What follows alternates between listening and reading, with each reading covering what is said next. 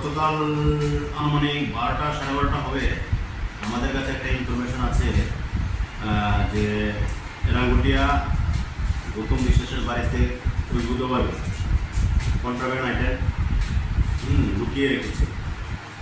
এই খবর পেয়ে আমি এবং এলটিপু স্যার এবং বামুন্ডিয়াপাড়া ওসি এবং অন্যান্য স্টাফ মিলে তাদের বাড়িতে তল্লাশি চালায় এবং আনুমানিক প্রায় 3টা সাড়ে 3টার দিকে রাত্র সার্চ করার পরে তার বাড়িতে 6 কেজি গাঁজা, 39 বোতল স্কাপ পাই এবং এগুলির কোনো তারা সঠিক তথ্য দিতে পারেনি, অর্থাৎ তারা বেআইনিভাবে এই মালগুলি বাড়িতে রেখে দেয়।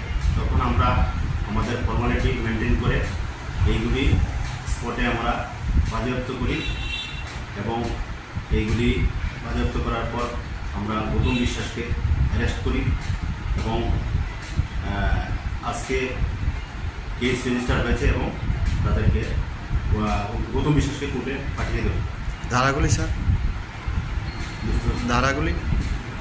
ধারাগুলি এনডিপিএস ধারা অনুসারে 20+2 B capital B 21 C 29 25 NDPS act.